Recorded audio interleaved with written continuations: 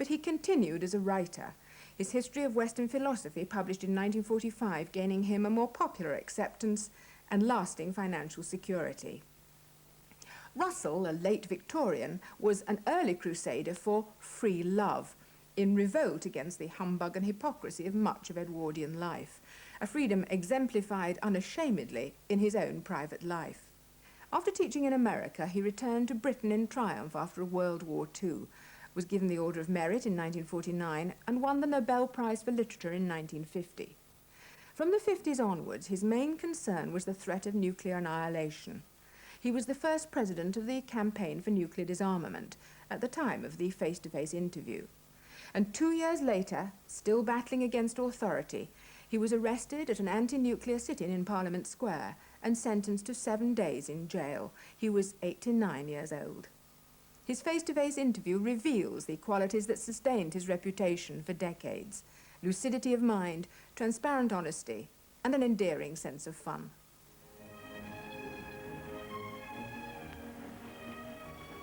By the death of the third Earl Russell, or Bertrand Russell as he preferred to call himself, at the age of 90, a link with a very distant past is severed. His grandfather, Lord John Russell, the Victorian Prime Minister, visited Napoleon in Elba. His maternal grandmother was a friend of the young Pretender's widow. In his youth, he did work of importance in mathematical logic, but his eccentric attitude during the First World War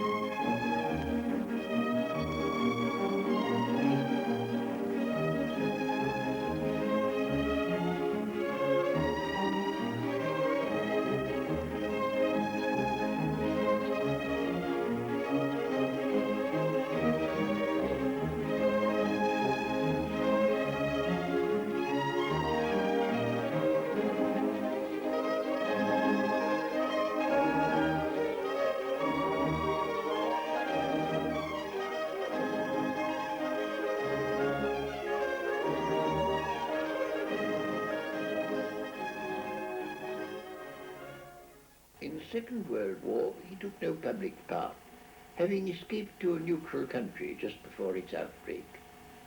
In private conversation, he was wont to say that homicidal lunatics were well employed in killing each other, but that sensible men would keep out of their way while they were doing it. He appeared in extreme old age, full of enjoyment, no doubt owing in large measure to his invariable health, for politically, during his last years, he was as isolated as Milton after the Restoration. He was the last survivor of a dead epoch. That I wrote in 1937, a year before the Second World War began, as a prophecy of what I thought the Times would say about me when I died. I observe that the date I attributed to my death is 1962, which is coming ominously near and begins to cause me some alarm. Well, before you feel too much alarm, let us examine this obituary which was written in jest and see how true it really is. To start with, let's go back to the distant past. What is your very earliest memory, Lord Russell? Well, I suppose my very earliest memory is tumbling out of a pony carriage when I was 2 years old. And my earliest at all vivid memories are of arriving at the house of my grandparents, Pembroke Lodge in Richmond Park, after the death of my father, who died when I was 3. How did you come to be in the care of your grandparents? Your mother had also died? Yes, she died when I was 2 and my father when I was 3. So Do you have any memory of your parents? Very little. I remember nothing of my mother. I remember my father once giving me a leaflet printed in red letters, and the red letters pleased me. What was life like at Pembroke Lodge? Did your grandparents, for instance, entertain the great people of the day? Yes, not very much. My grandfather was already an invalid. He could only get about in a bath chair. He died when I was 6. My grandmother survived for a long time till after I was married, but she lived in semi-retirement.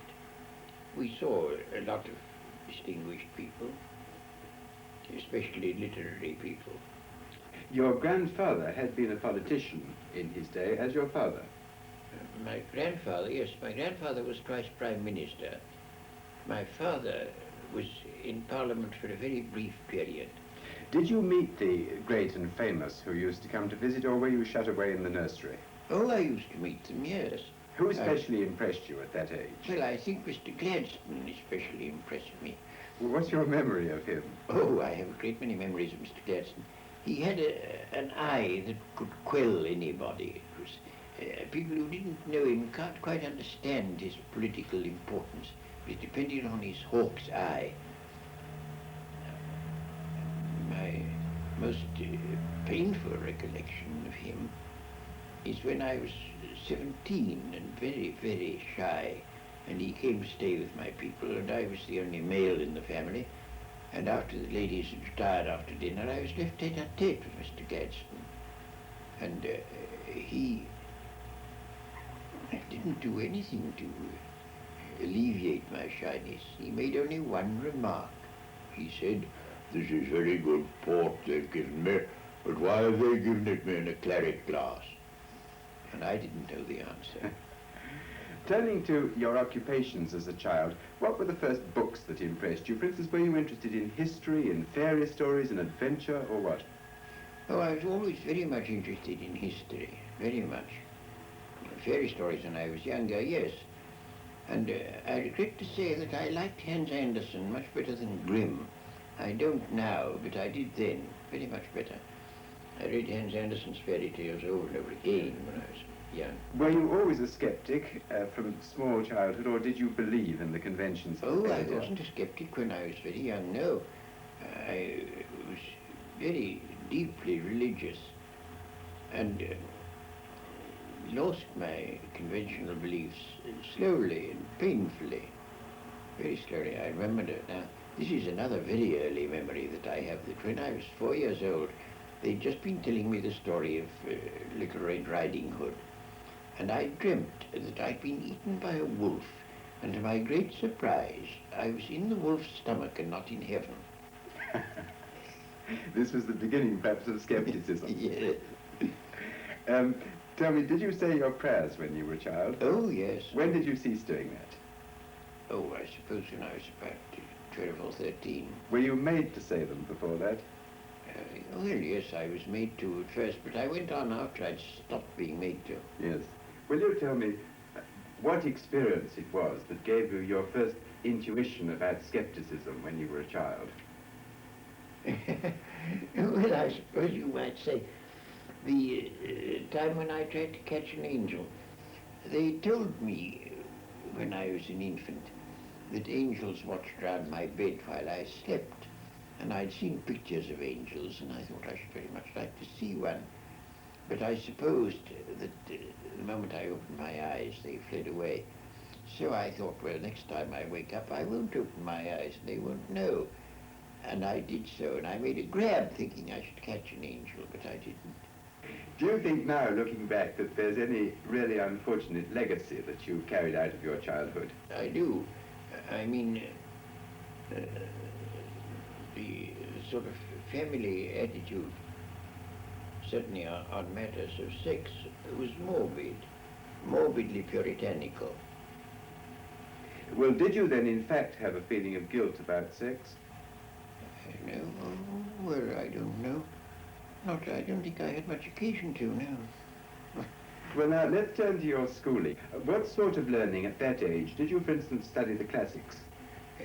Well, to a certain degree, I was never fond of the classics. I mean, mathematics was what I liked. My first lesson in mathematics I had from my brother, who started me on Euclid. And I thought it was the most lovely stuff I'd ever seen in my life. I didn't know there was anything so nice in the world. Can you remember and tell us about that first lesson? Yes, I remember it very well. But I remember that it was a disappointment because he said, now we start with axioms. And I said, what are they? And he said, oh, they're things you've got to admit, although we can't prove them. So I said, why should I admit them if you can't prove them?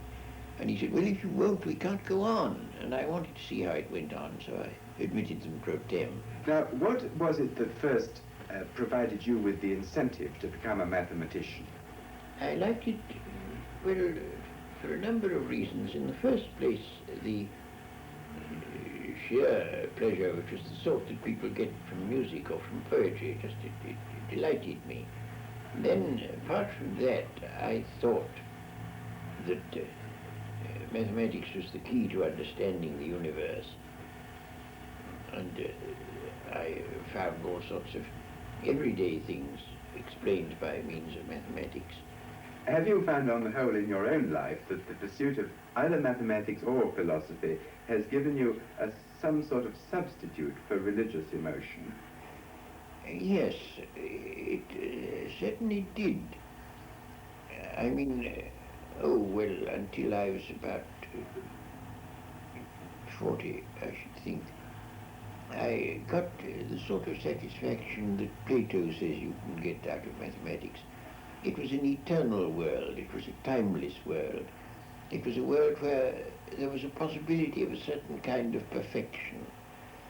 And I certainly got something analogous to religious satisfaction out of it. What period of your life, or rather what episode in your life, led you to turn again from philosophy to some extent into social work and politics? Oh, the First War.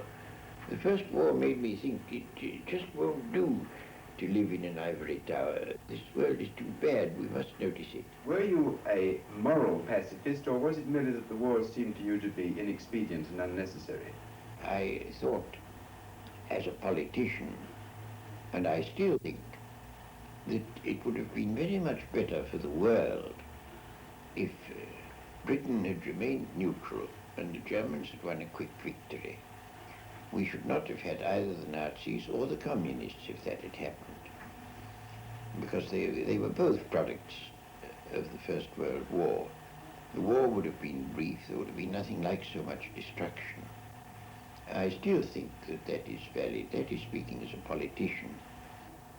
Speaking as a human being, I used to have occasion to go to Waterloo, and there I would see troop trains going off, filled with young men who were almost sure to be slaughtered.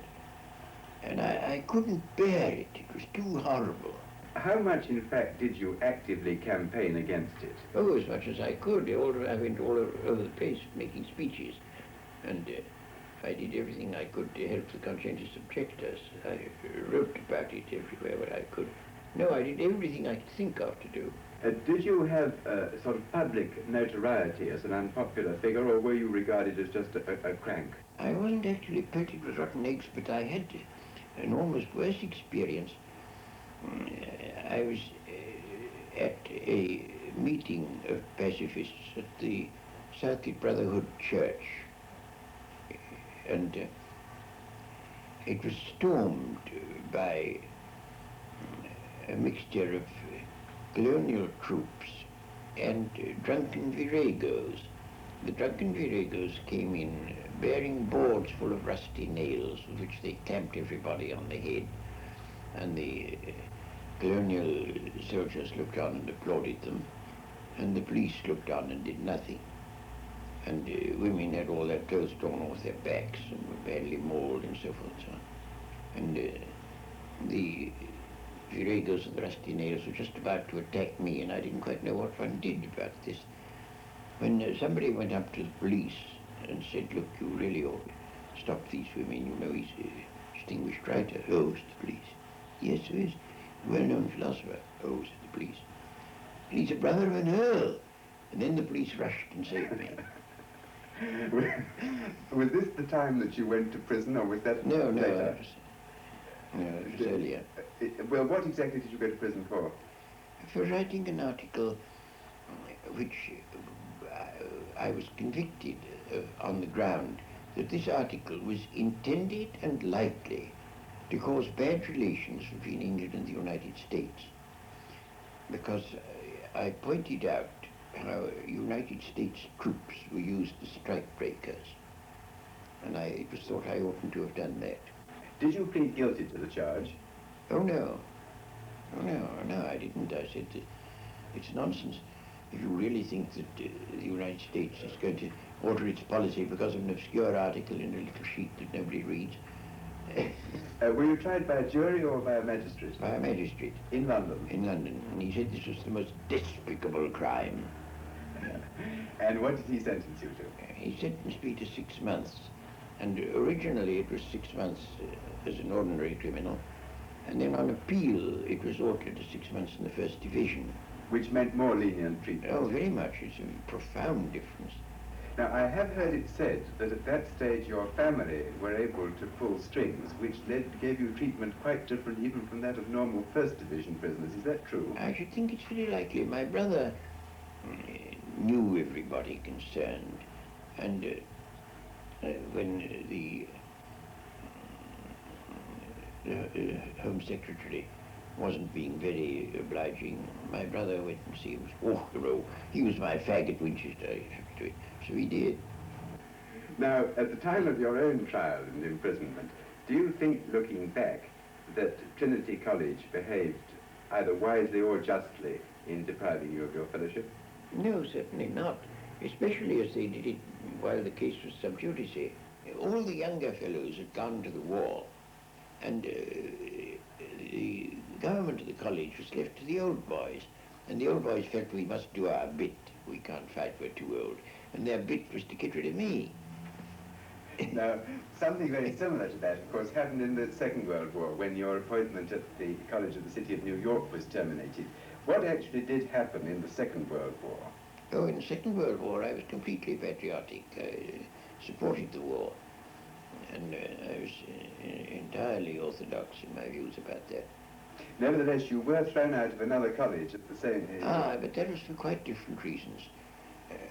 That was on the ground of my views about marriage and morals. That was a Roman Catholic business. There was a woman who was intending to send her daughter to the College of the City of New York, where her daughter was not going to study mathematical logic, which was the subject I was going to teach. But nevertheless, this woman professed to be afraid that I should rape her daughter or corrupt her in some way by my mere presence in other classrooms in the same university. And on that ground, she brought an action that I should be deprived of my position. And she accused me of being lewd, lecherous, lascivious, obscene, and aphrodisiac. And all these charges were upheld by the judge in the court, and the judge said that he would therefore annul this appointment.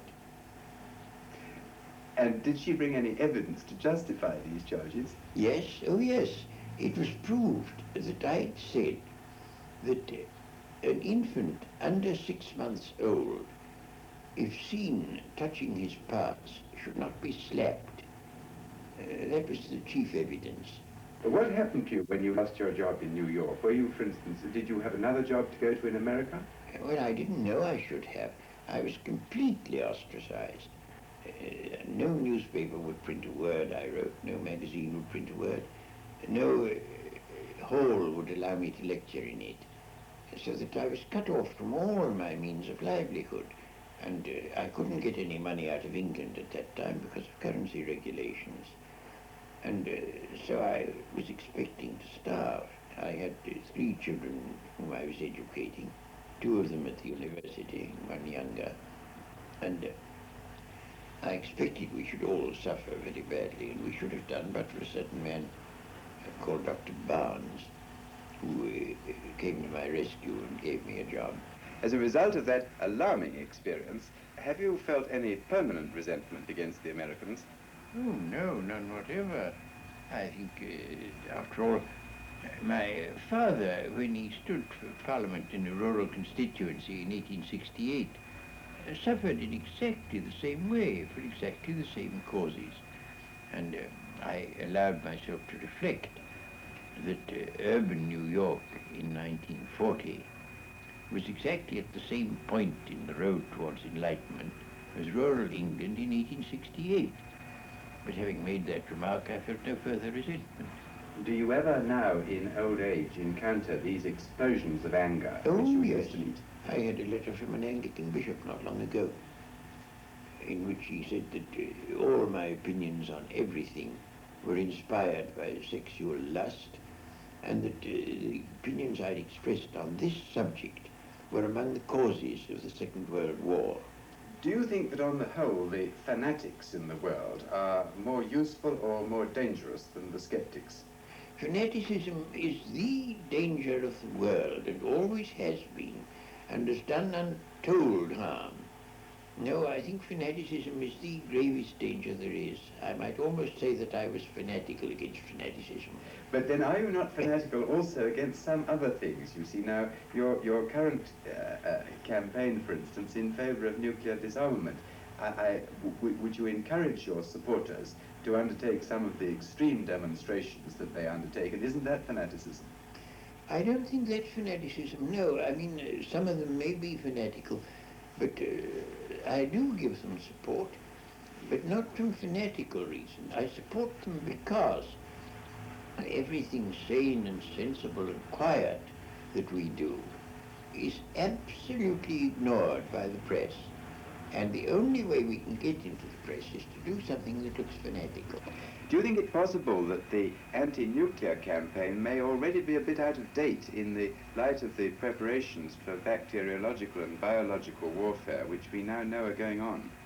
It certainly would be if it was only a campaign against nuclear weapons. But it is in fact a campaign against war. And the momentary argument against war is mainly derived from nuclear weapons.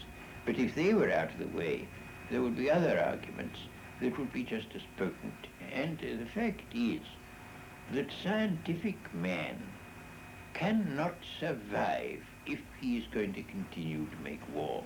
I mean, the worst possibility is that human life may be extinguished, and it is a very real possibility, very real. And that is the worst. But assuming that doesn't happen, I can't bear the thought of many hundreds of millions of people dying in agony only and solely because the rulers of the world are stupid and wicked, and I can't bear it. Do you look back to the 19th century on the whole with nostalgia and regret? Well, it all depends upon what you're thinking about. The world was much more beautiful to look at than it is now. Every time I go back to a place that I knew long ago, I think, oh, how sad it is. This place used to be beautiful and now it's hideous. And one thing after another, one piece of beauty after another is destroyed. And that I do profoundly regret. But when it comes to ideas, well, there's immensely less humbug than there was, and that I rejoice in. Of the sort of conventional self-indulgences or vices like drink and tobacco and so on, which is your favourite one? Oh, tobacco. I smoke a pipe all day long except when I'm eating or sleeping. Hasn't that shortened your life? Well, they used to say it would when I first took to it, but I took to it some 70 years ago, so it doesn't seem to have had a very great effect so far. In fact, you know, on one occasion it saved my life. I was in an airplane, and a man was getting a seat for me, and I said, get me a seat in the smoking part. So if I can't smoke, I shall die. And sure enough, there was an accident, a bad accident, and all the people in the non-smoking part of the plane were drowned. And the people in the smoking part jumped into the Norwegian fjord where we'd landed and were saved, so that I owe my life to smoking. Did you have to swim to save your life? Oh yes, we all had to.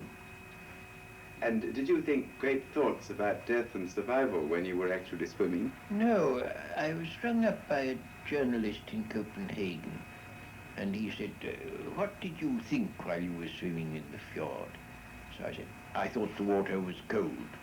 And he said, did you not think about mysticism and logic? And I said, no, and rang off. Did all this happen a great many years ago?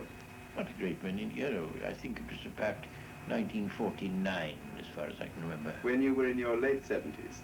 Yes. Have you in your 87th year any unfulfilled ambitions?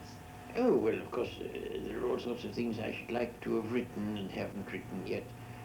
I mean, almost every day I think of some new subject I should like to have written a book about, but there isn't time to write them all. Have you written an autobiography? I have, yes. Is it up to date? Well, no, not quite. Are you going to allow it to be published in your lifetime? No, not till I'm dead. Why?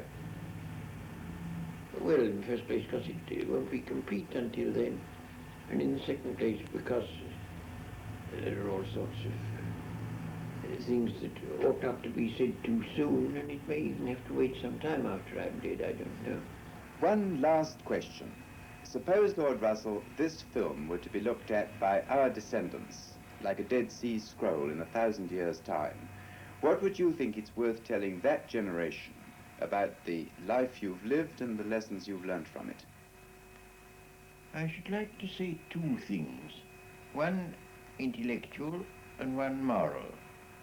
The intellectual thing I should want to say to them is this. When you are studying any matter or considering any philosophy, ask yourself only what are the facts and what is the truth that the facts bear out. Never let yourself be diverted either by what you would wish to believe or by what you think would have beneficent social effects if it were believed. But look only and solely at what are the facts. That is the intellectual thing that I should wish to say. The moral thing I should wish to say to them is very simple.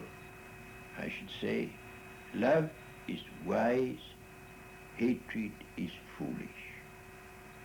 In this world, which is getting more and more closely interconnected, we have to learn to tolerate each other. We have to learn to put up with the fact that some people say things that we don't like. We can only live together in that way. But if we are to live together and not die together, we must learn a kind of charity and a kind of tolerance, which is absolutely vital to the continuation of human life on this planet.